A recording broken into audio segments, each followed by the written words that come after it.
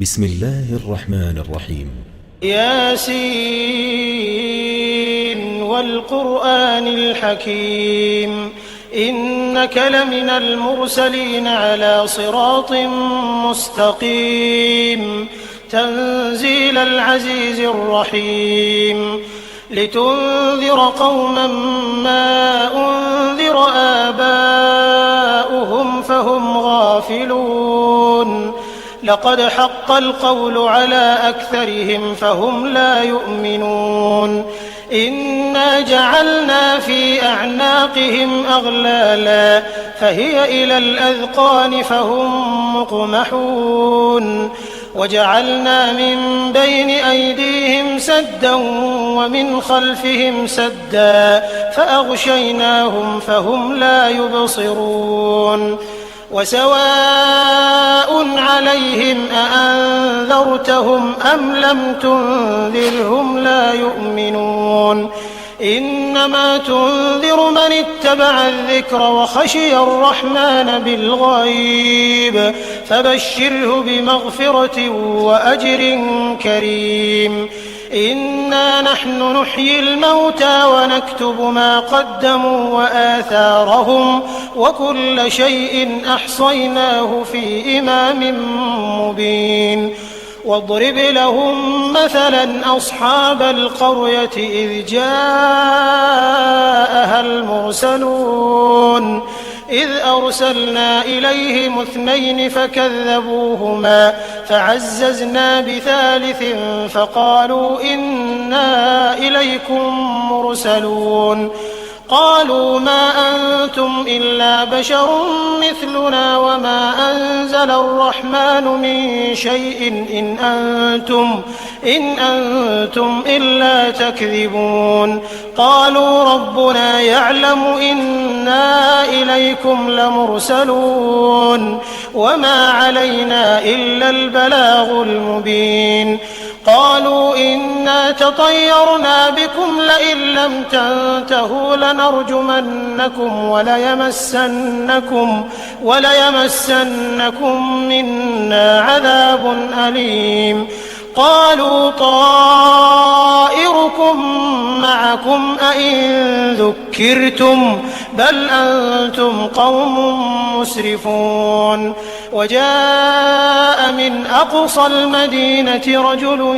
يسعى قال يا قوم اتبعوا المرسلين اتبعوا من لا يسألكم أجرا وهم مهتدون وما لي لا أعبد الذي فطرني وإليه ترجعون أأتخذ من دونه آلهة إن يردني الرحمن بضر لا تغن عني شفاعتهم شيئا ولا ينقذون إني إذا لفي ضلال مبين إني آمنت بربكم فاسمعون قيل ادخل الجنة قال يا ليت قومي يعلمون بما غفر لي ربي وجعلني من المكرمين وما أنزلنا على قومه من بعده من جند من السماء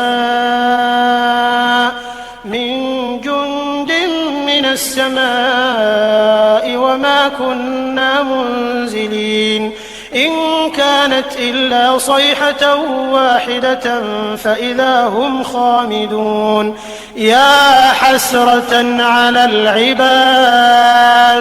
ما يأتيهم من رسول إلا كانوا به يستهزئون ألم يروا كم أهلكنا قبلهم من القرون أنهم إليهم لا يرجعون وإن كل لما جميع لدينا محضرون وآية لهم الأرض الميتة أحييناها وأخرجنا منها حبا فمنه يأكلون وجعلنا فيها جنات من نخيل وأعناب وفجرنا فيها من العيون ليأكلوا من ثمره وما عملته أيديهم أفلا يشكرون سبحان الذي خلق الأزواج كلها مما تنبت الأرض ومن أنفسهم ومما لا يعلمون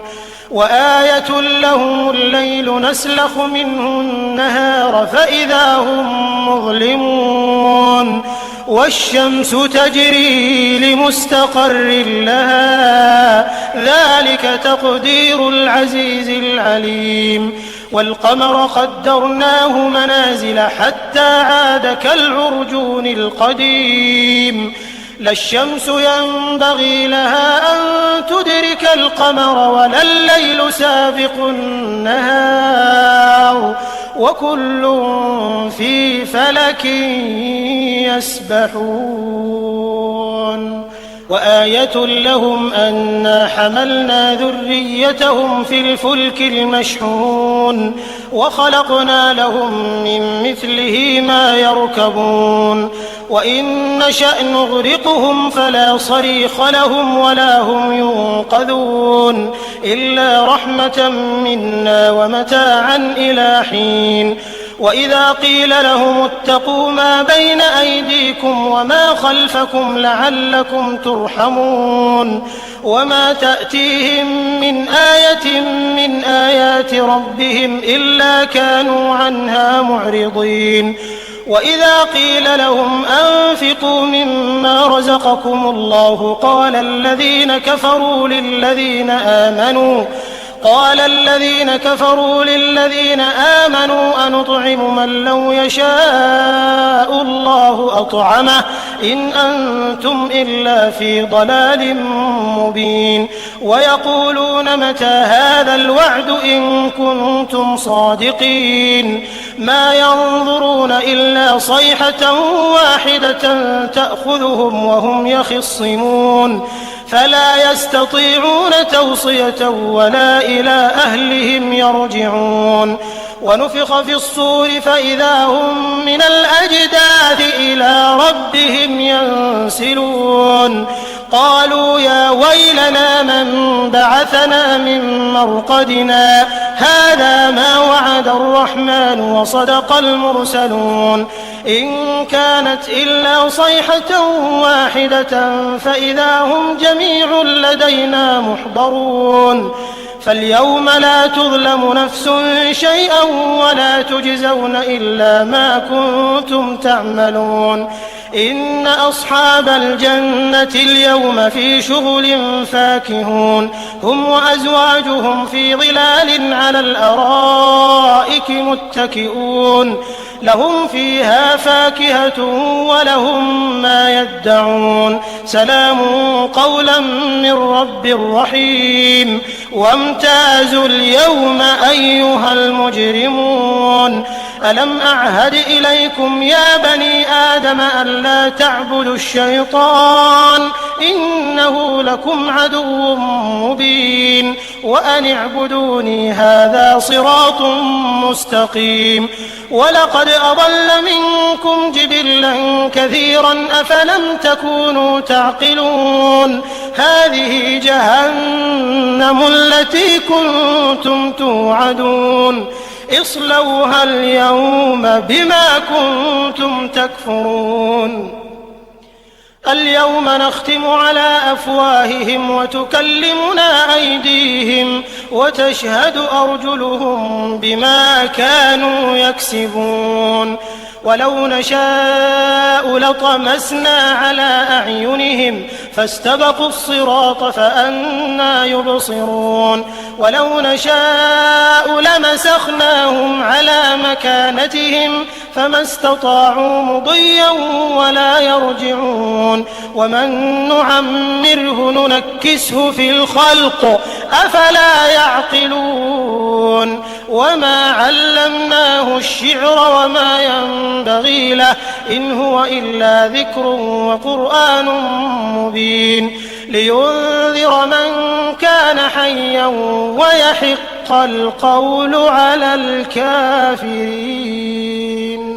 أولم يروا أنا خلقنا لهم مما عملت أيدينا أنعاما فهم لها مالكون وذللناها لهم فمنها ركوبهم ومنها يأكلون ولهم فيها منافع ومشارب أفلا يشكرون واتخذوا من دون الله آلهة لعلهم ينصرون لا يستطيعون نصرهم وهم لهم جند محضرون فلا يحزنك قولهم إنا نعلم ما يسرون وما يعلنون أولم ير الإنسان أنا خلقناه من نطفة فإذا هو خصيم مبين وضرب لنا مثلا ونسي خلقه قال من يحيي العظام وهي رميم قل يحييها الذي أنشأها أول مرة وهو بكل خلق عليم الذي جعل لكم من الشجر الأخضر نارا فإذا أنتم منه توقدون أوليس الذي خلق السماوات والأرض بقادر على أن يخلق مثلهم بلى وهو الخلاق العليم إنما أمره إذا أراد شيئا أن يقول له كن فيكون فسبحان الذي بيده ملكوت كل شيء وإليه ترجعون. بسم الله الرحمن الرحيم. الرحمن علم القرآن خلق الإنسان علمه البيان الشمس والقمر بحسبان والنجم والشجر يسجدان والسماء رفعها ووضع الميزان ألا تطغوا في الميزان وأقيموا الوزن بالقسط ولا تخسروا الميزان والأرض وضعها للأنام فيها فاكهة والنخل ذات الأكمام والحب ذو العصف والريحان فبأي آلاء ربكما تكذبان خلق الإنسان من صلصال كالفخار وخلق الجان من مارج من نار فبأي آلاء ربكما تكذبان رب المشرقين ورب المغربين فبأي آلاء ربكما تكذبان مرج البحرين يلتقيان بينهما برزخ لا يبغيان فبأي آلاء ربكما تكذبان يخرج منهما اللؤلؤ والمرجان فبأي آلاء ربكما تكذبان وله الجوار المنشآت في البحر كالأعلام فبأي آلاء ربكما تكذبان كل من عليها فان ويبقى وجه ربك ذو الجلال والإكرام فبأي آلاء ربكما تكذبان يسأله من في السماوات والأرض كل يوم هو في شأن فبأي آلاء ربكما تكذبان سنفرغ لكم أيها الثقلان فبأي آلاء ربكما تكذبان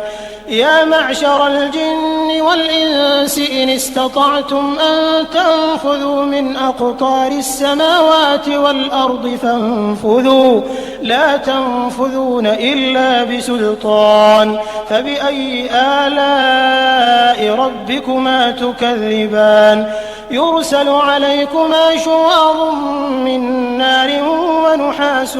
فلا تنتصران فبأي آلاء ربكما تكذبان فإذا انشقت السماء فكانت وردة كالدهان فبأي آلاء ربكما تكذبان فيومئذ لا يسأل عن ذنبه إنس ولا جان فبأي آلاء ربكما تكذبان يعرف المجرمون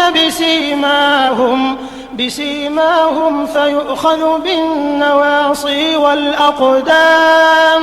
فبأي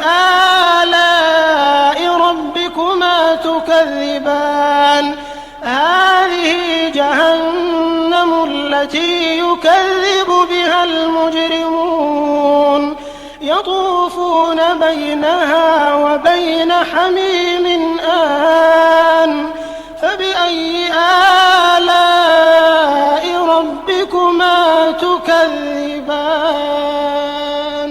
ولمن خاف مقام ربه جنتان فبأي آلاء ربكما تكذبان ذواتا أفنان فبأي آلاء ربكما تكذبان فيهما عينان تجريان فبأي آلاء ربكما تكذبان فيهما من كل فاكهة زوجان فبأي آلاء ربكما تكذبان متكئين على فرش بطائنها من استبرق وجنى الجنتين دان فبأي آلاء ربكما تكذبان فيهن قاصرات الطرف لم يطمثهن إنس قبلهم ولا جان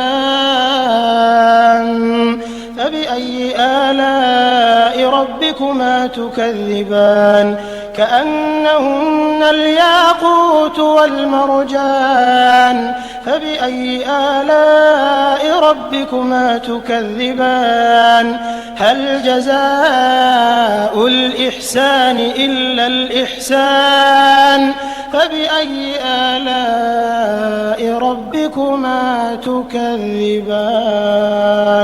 ومن دونهما جنتان فبأي آلاء ربكما تكذبان مدهامتان فبأي آلاء ربكما تكذبان فيهما عينان نضاختان فبأي آلاء ربكما تكذبان فيهما فاكهة ونخل ورمان فبأي آلاء ربكما تكذبان فيهن خيرات حسان فبأي آلاء ربكما تكذبان حور مقصورات في الخيام فبأي آلاء ربكما تكذبان لم يطمثهن إنس قبلهم ولا جان فبأي آلاء ربكما تكذبان متكئين على رفرف خضر وعبقري حسان فبأي آلاء ربكما تكذبان تبارك اسم ربك ذي الجلال والإكرام بسم الله الرحمن الرحيم إذا وقعت الواقعة ليس لوقعتها كاذبة خافضة رافعة إذا رجت الأرض رجا وبست الجبال بسا فكانت هباء منبثا وكنتم أزواجا ثلاثة فأصحاب الميمنة ما أصحاب الميمنة وأصحاب المشأمة ما أصحاب المشأمة والسابقون السابقون أولئك المقربون في جنات جنات النعيم ثلة من الأولين وقليل من الآخرين على سرر موضونة متكئين عليها متقابلين يطوف عليهم ولدان مخلدون بأكواب وأباريق وكأس من معين لا يصدعون عنها ولا ينزفون وفاكهة مما يتخيرون ولحم طير مما يشتهون وحور عين كأمثال اللؤلؤ المكنون جزاء بما كانوا يعملون لا يسمعون فيها لغوا ولا تأثيما إلا قيلا سلاما سلاما وأصحاب اليمين ما أصحاب اليمين في سدر مخضود وطلح منضود وظل ممدود وماء مسكوب وفاكهة كثيرة لا مقطوعة ولا ممنوعة وفرش مرفوعة إنا أنشأناهن إنشاء فجعلناهن أبكارا عربا أترابا لأصحاب اليمين ثلة من الأولين وثلة من الآخرين وأصحاب الشمال ما أصحاب الشمال في سموم وحميم وظل من يحموم لا بارد ولا كريم إنهم كانوا قبل ذلك مترفين وكانوا يصرون على الحنث العظيم وكانوا يقولون أئذا متنا وكنا ترابا وعظاما أئنا لمبعوثون أو آباؤنا الأولون قل إن الأولين والآخرين لمجموعون إلى ميقات يوم معلوم ثم إنكم أيها الضالون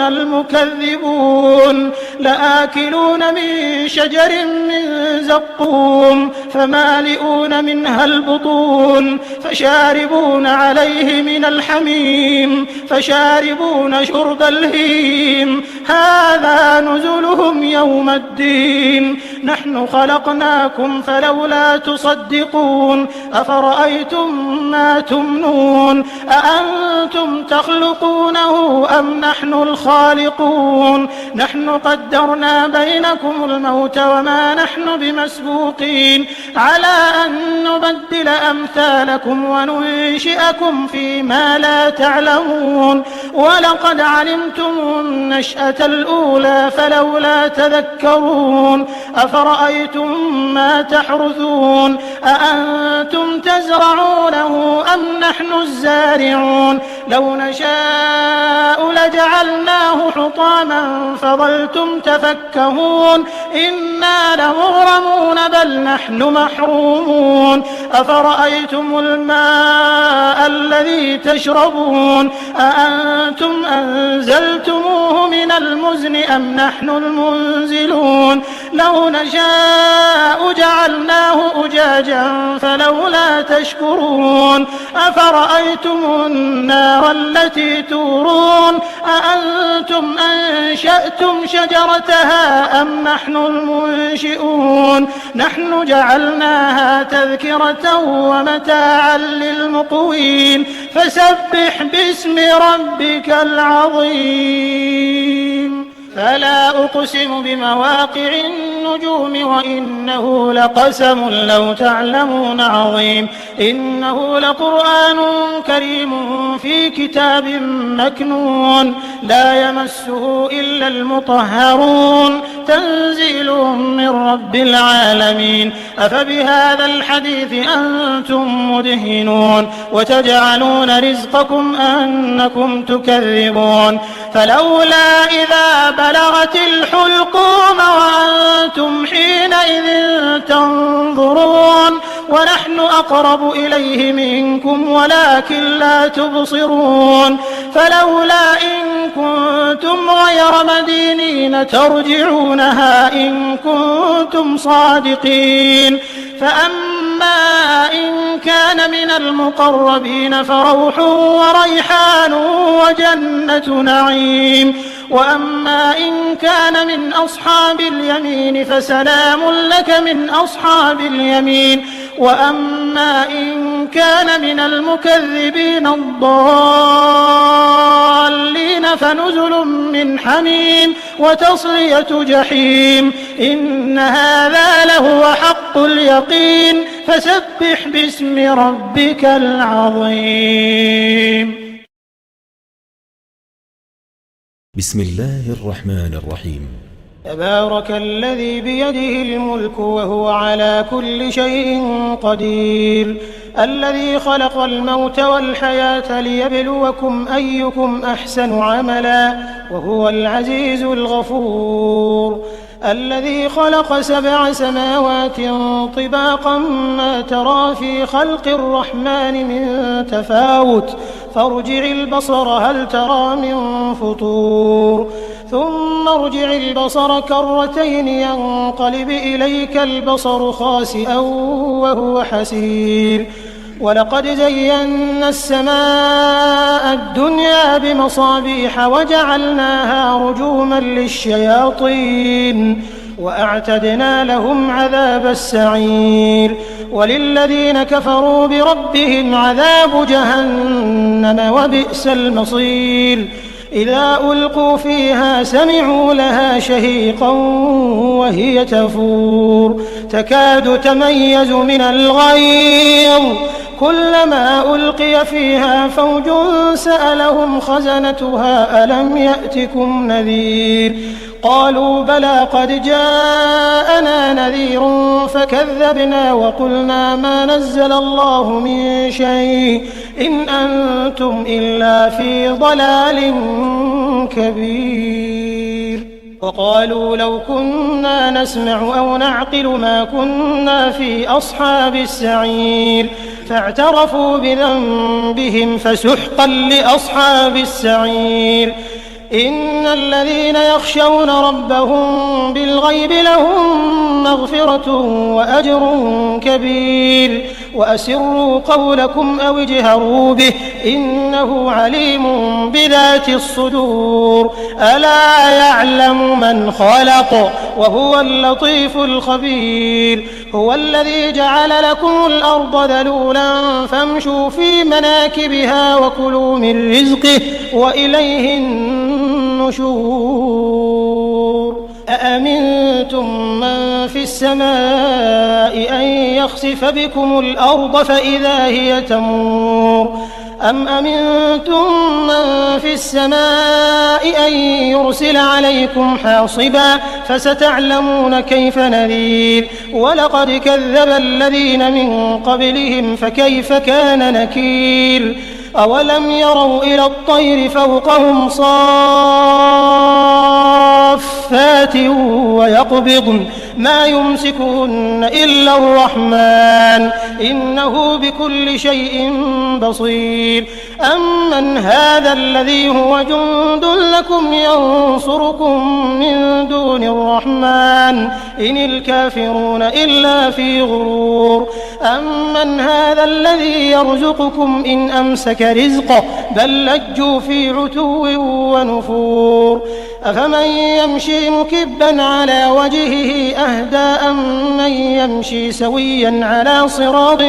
مستقيم قل هو الذي أنشأكم وجعل لكم السمع والأبصار والأفئدة قليلا ما تشكرون قل هو الذي ذرأكم في الأرض وإليه تحشرون ويقولون متى هذا الوعد إن كنتم صادقين قل إنما العلم عند الله وإنما أنا نذير مبين فلما رأوه زلفة سيئت وجوه الذين كفروا وقيل هذا الذي كنتم به تدعون قل أرأيتم إن أهلكني الله ومن معي أو رحمنا فمن يجير الكافرين من عذاب أليم قل هو الرحمن آمنا به وعليه توكلنا فستعلمون من هو في ضلال مبين قل أرأيتم إن أصبح ماؤكم غورا فمن يأتيكم بماء معين